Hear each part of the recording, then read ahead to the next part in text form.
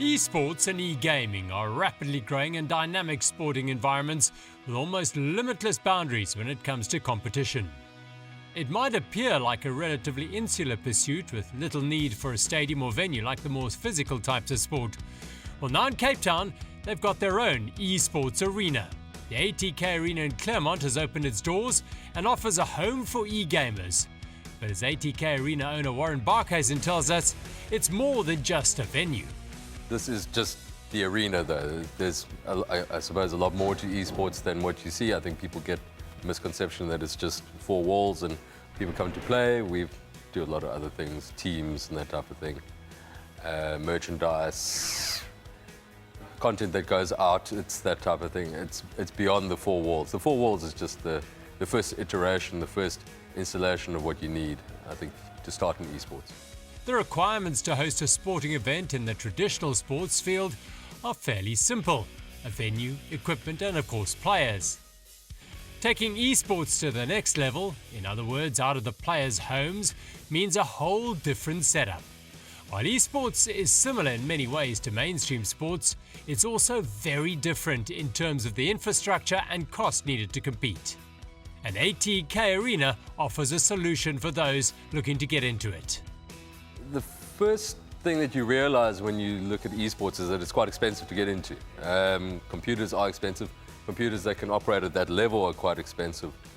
The infrastructure that you need to run it, you need big fiber, good fiber, and you need a place to be able to compete. It's like a football field. You need a place to go to be able to kind of express your abilities. So to lay it down, we invested in all that infrastructure so that you don't have to. A typical machine at this level, as it is on the floor, about 60,000 rand. That's before chairs and all the rest of the other peripherals around you, before you've plugged it in, before you've given it internet. So it's an expensive business and most people can't afford it. So how do you know if you're any good in it? As esports has gained popularity globally, there's been a steady rise in the number of different types of games available to play. ATK Arena is able to meet most of the requests from players. So what games is Warren finding the most popular among the gamers? First-person shooters, I guess, are the main ones. People know, for example, Counter-Strike and Fortnite. So anything that is of interest, we can download. We have a very fast fiber line. So things that are popular: Fortnite, Counter-Strike, Apex, Overwatch. Sim racing. Sim racing is really coming about. Another part of sim racing is very expensive to get into anyway, and then you also need the facilities. You need a steering wheel, you need a seat. It's just not something that is practical to have at home. So we provide all of that. So all of these things, and Dota, the regular things that people are looking for, and anything that's new. If we get people to come in here, you can do whatever you want on the machines. We just reset it back to where it was. So if you like a game, you've got a license, go for it. Gamers are no different to any other sports person in terms of trying to be the very best they possibly can.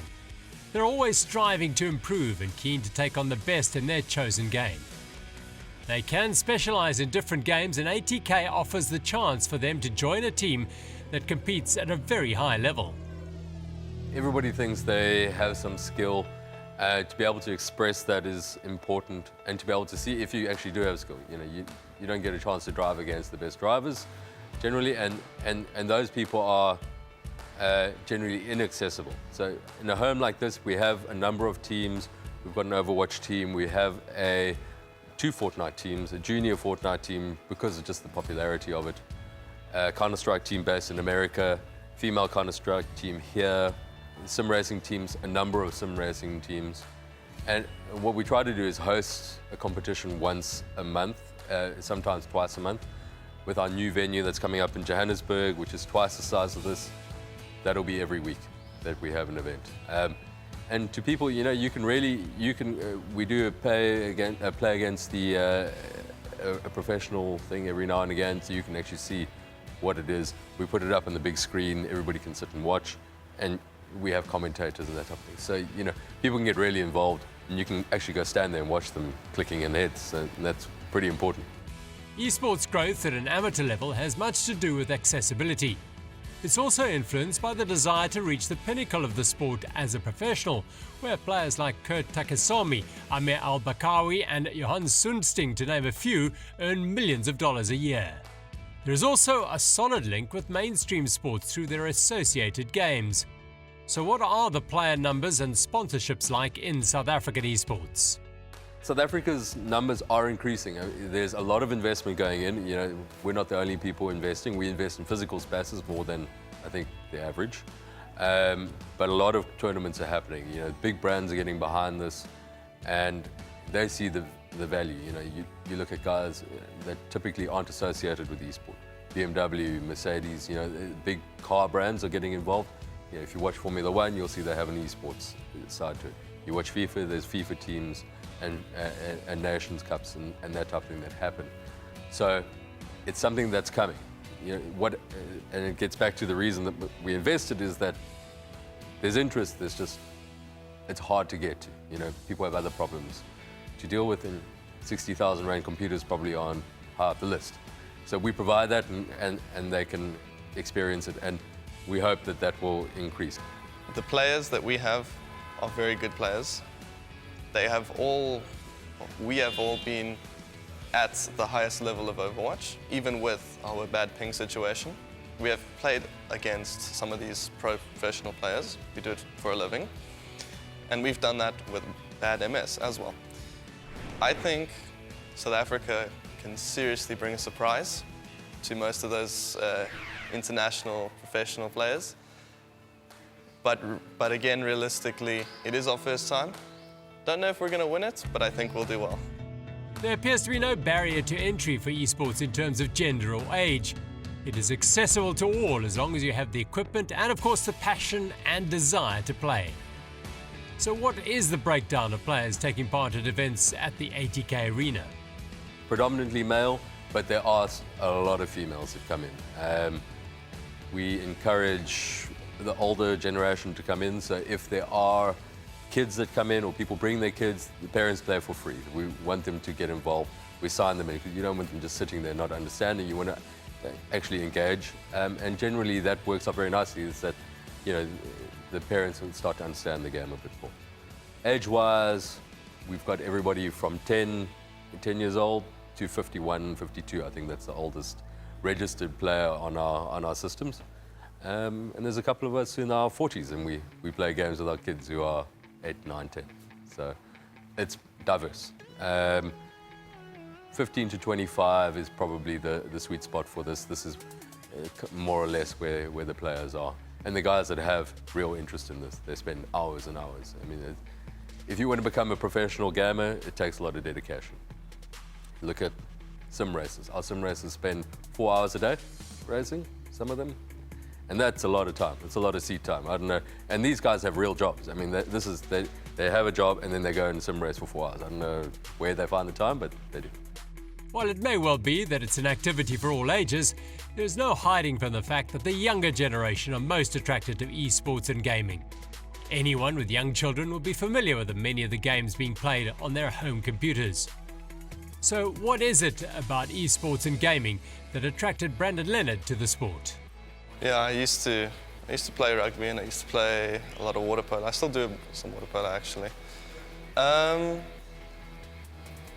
I've always just had a passion for esports just to start with. If I had to think of like a specific reason why, I mean, I think there's just so much more you can do with esports. Like when you're playing a hero in a video game, that hero can do a lot more than what a normal human can, as well as it's very different to sport. It feels far more in depth than sport. It feels far more diverse than sport. It's far more interesting for your brain than sport, in my opinion. I've grown up gaming. My brother and my father both got me into it when I was very young.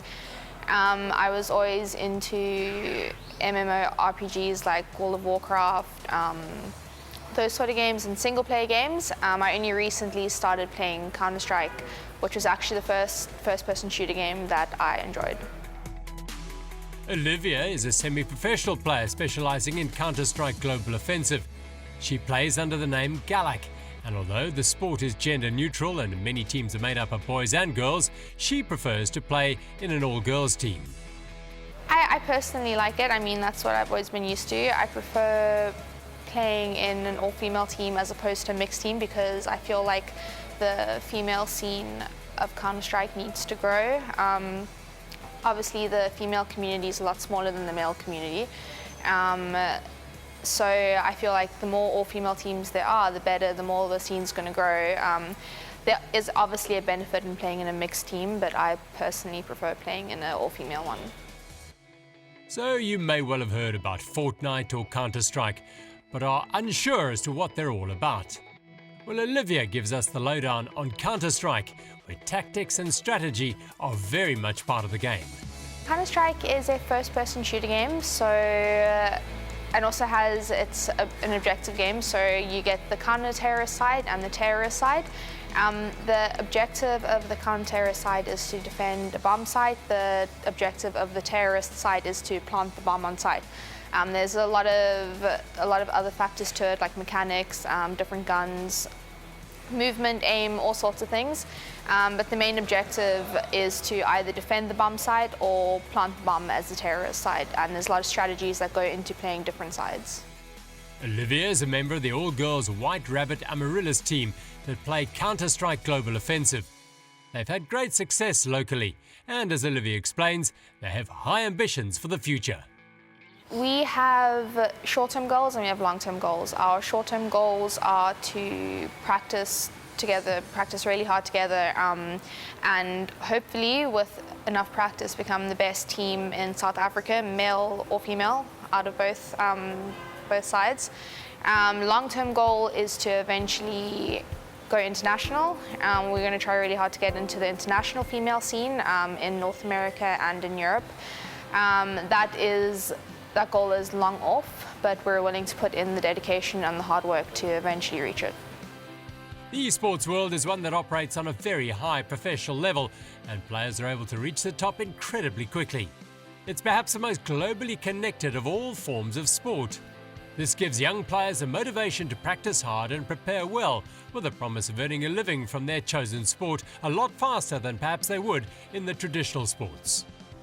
Definitely. I think if you look at traditional sports